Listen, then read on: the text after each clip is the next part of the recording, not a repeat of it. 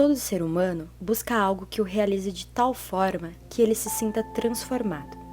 E quando falamos de realização, pode ser qualquer uma: sucesso financeiro, profissional, familiar, material, não importa. Todos nós idealizamos uma forma de sucesso. Durante essa jornada, nem sempre nos sentimos motivados a continuar. Nem sempre o nosso impulsionador funciona da forma como gostaríamos. Vale lembrar que o ser humano é considerado um dos animais mais inteligentes do mundo. Pesquisas nos levam a acreditar que essa inteligência provém do nosso cérebro e de nossas capacidades cognitivas. E isso faz com que muita gente acredite que a necessidade faz com que as pessoas se mexam e provoquem grandes transformações no mundo e em suas vidas. O que Eduardo Sandi está defendendo é que não é bem assim. O que provoca a transformação é o excesso. E foi o excesso de estímulos ao redor da nossa musculatura que nos levou à atrofia muscular, acontecimento que gerou a maior mudança em nossa espécie, a expansão cerebral.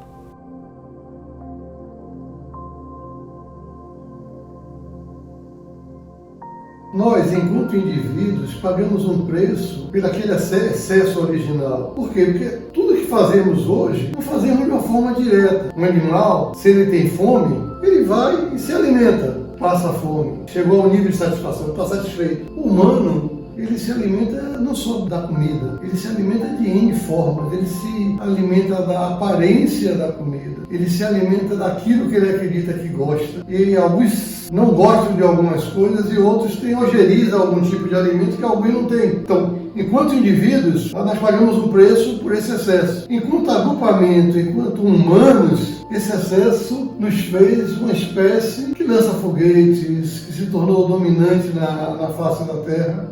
Todas as partes de nosso organismo se comunicam entre si. A comunicação é rápida e acontece em milésimos de segundos, através de estímulos. Rapidamente, seu cérebro comunica suas pernas quando há um desejo de andar, e o mesmo acontece com todas as outras partes do corpo. Essa comunicação entre o cérebro e a musculatura se constrói ao longo da evolução das espécies, e nela, os seres vivos recolhem sinais do mundo através de seus órgãos perceptivos e repassam essas informações ao cérebro, através dos estímulos. O cérebro processa todos esses estímulos, prioriza uma ação e os envia para a musculatura que transformará esses estímulos em ações.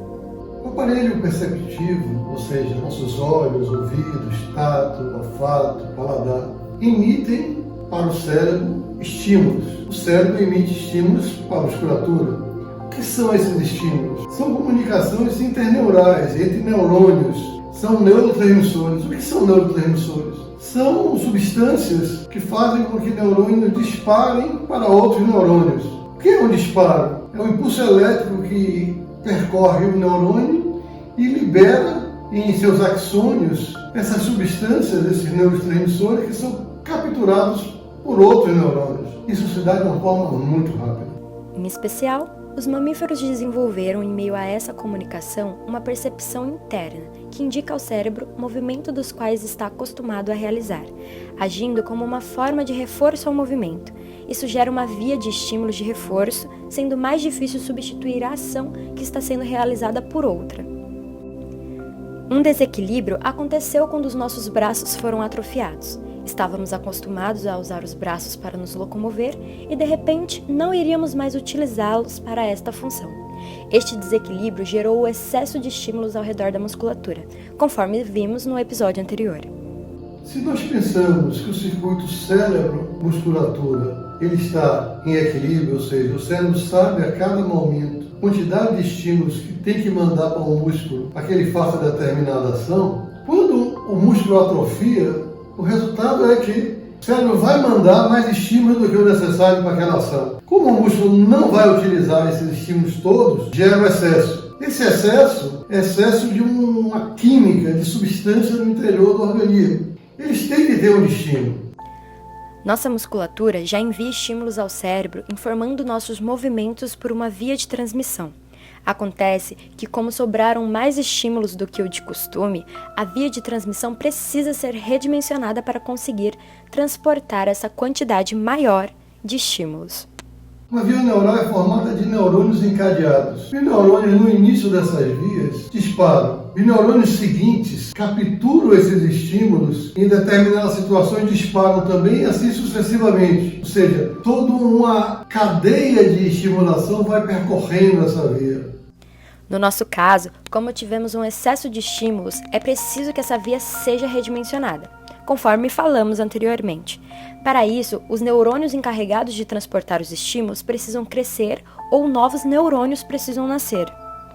Nós temos uma sobra de estímulos ao redor da musculatura dos braços. Para gerar uma expansão cerebral, esses estímulos precisam ser levados até o cérebro. Nós temos uma via de envio dos estímulos ao cérebro, que é a via que vai da musculatura até o cérebro. Só que ela está subdimensionada, porque ela está preparada para levar uma certa quantidade de estímulo, e agora ela tem que carregar mais estímulos. Vamos pensar numa analogia. Vamos pensar que fazendas no interior do Mato Grosso têm que transferir a sua produção para os portos em São Paulo. Se a produção aumenta, eu vou precisar de mais caminhões, talvez estradas maiores. É mais ou menos a mesma coisa. Nós temos uma via que leva estímulo ao cérebro. Se eu tenho que agora permitir mais estímulos, eu vou precisar que essa via se encorpe, que essa via aumente. Como é que essa via aumenta? Através de neurônios que fazem parte delas. Há uma característica anterior ao neurônio, que é, na presença de estímulos, ele cresce, ou, na presença de estímulos, novos neurônios se formam. Essa característica, combinada com a atrofia que gera o excesso,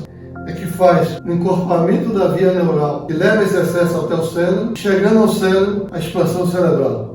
Ou seja, para Sandy, um neurônio cresce ou se forma quando ele é nutrido. Com o aumento de estímulos, eles tendem a ser mais nutridos, então crescem mais. Logo, quando essa nutrição não é feita, o neurônio morre. Chegamos a uma característica muito interessante dos neurônios, ou seja, eles dependem dos estímulos para a sua sobrevivência.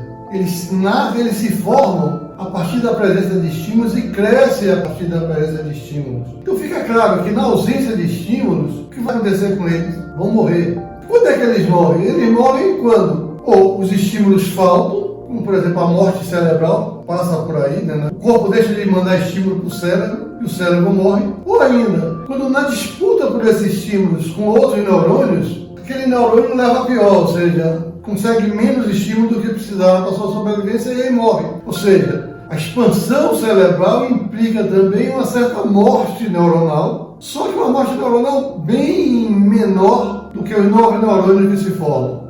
No cérebro de uma pessoa adulta, morrem todos os dias 10 mil neurônios. Vocês não precisam se preocupar. Nós temos 100 bilhões de neurônios no nosso cérebro. Se nós vivermos 100 anos, faça o cálculo, essa morte neuronal de 10 mil neurônios por dia vai significar a perda de 3% da massa neuronal do cérebro.